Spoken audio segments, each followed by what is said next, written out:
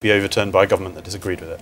And I think the real point about this Mail front page is not only does the act of trying to enshrine this this spending in law look tokenistic, because it's not how our democracy works, but also there's a serious question about whether we should be paying £1.4 billion, for example, to India in foreign aid.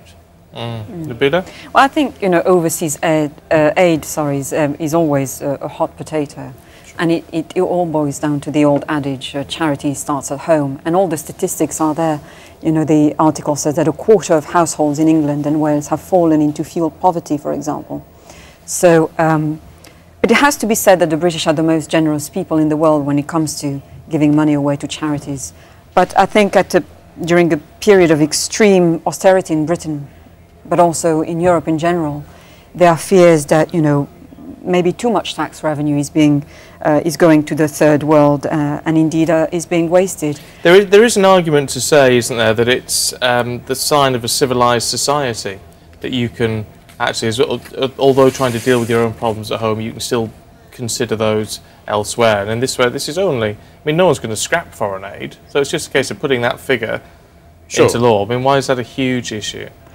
Well, it's a waste of parliamentary time, for a start. Because look, they're in charge of the budget. It doesn't matter whether it's law or not. They're going to spend the money and make the decision appropriately. They hope that you're right. They hope that it is a sign of a civilised country, and potentially they'll pick up votes as a result of doing it. There has to be questions, Nabila, though, doesn't there, about situations like India. In the Mail, we know from the front pages it had this week, we're saying 1.4 billion to India, even though it has a space programme and itself sends aid to Africa.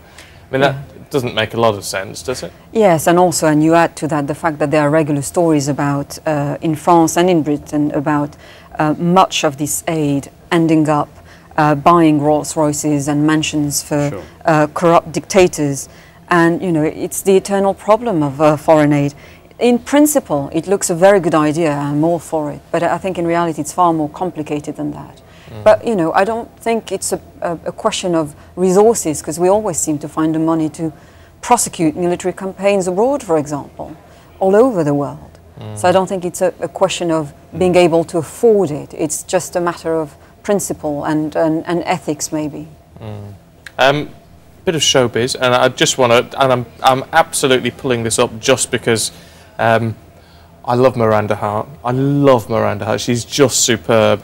So I don't know if this means there's another series coming out. I look forward to that if there is. But I know you two, desperate, ladies and gentlemen, let me tell you, to talk about Jason, frozen out of ITV. Ed, you're not a man of the people, I feel. What? How dare you? What is there not to say about Jason Gardner, the non-thinking man, Simon Cowell? But he's and just give you the detail. I just say he's apparently Louis Spence has auditioned for his place on Dancing on Ice. To be honest, I'm surprised it's not Louis Walsh at this point. Let's just merge all of the reality shows together. One kind of Big Brother style X Factor, Dancing with the Stars on Ice. Nabila? I genuinely do not know who he is. I haven't been following Dancing on Ice. I have to apologise. Well, we can say he doesn't need that cap anymore because he had a hair transplant, so he's got more hair. But what could be interesting with this is that Louis Spence and him are friends. Oh, right. So there's some there could be a bit of a spat going on there. That mirror splash is brilliant, isn't it? There's not a single piece of hard news on it. There's a piece about football and some celebs. That's but you know what? It will get people grabbing it. These popular shows. Well, yeah, I gather that's how tabloids work. Yes. Oddly enough, Ed, I know you're new to the business. But, more serious matters, though. Daily Express. Now, this one I find absolutely baffling. Ed, your thoughts on this? They're talking a £47,000 raid on your pension. This to do with the court case which we've had today, but this is nothing. It was to be pretty much expected in a sense, wasn't it? It's nothing that new. We knew this case was coming up. We knew what the government wanted to do. The High Court has agreed. Well, that's right. I'm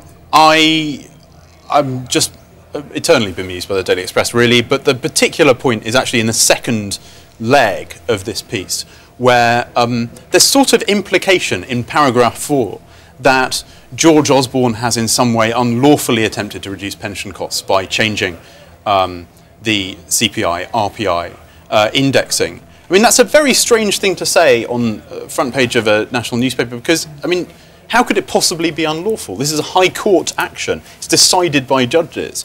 And that's a strange implication to give Osborne to spice up a piece. I mean, I think it's very strange. I think also, ultimately, the government has a huge responsibility to try and get the long-term viability of public pensions and public sector pensions in this country in order. Yeah, Nabila, actually, I want to drag you onto something else because the Telegraph's just dropped. So we'll get as much in as we can. Euro doomed from the start as its main line, Nabila. I mean, it's perhaps not a surprising view from the Telegraph on that. I don't think it's a fair headline. I think the whole European project is a fantastic ideal. It doesn't work all the time. It just needs to be worked on from time to time. I don't think the whole project should be rubbish. But the interesting thing about this is it's Jacques Delors, former president of the European Commission. Now, I suppose hindsight is a wonderful thing, Ed. Yeah, I mean, if it's true, it's Kirkup rather than Boris Johnson, so very possibly it's true.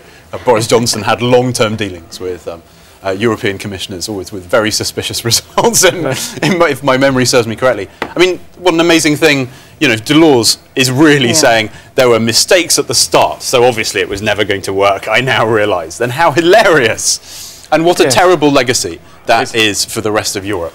Do you know what, we'll have to leave it there. Ed and Nabila, great to get your views. Thank you both very much indeed.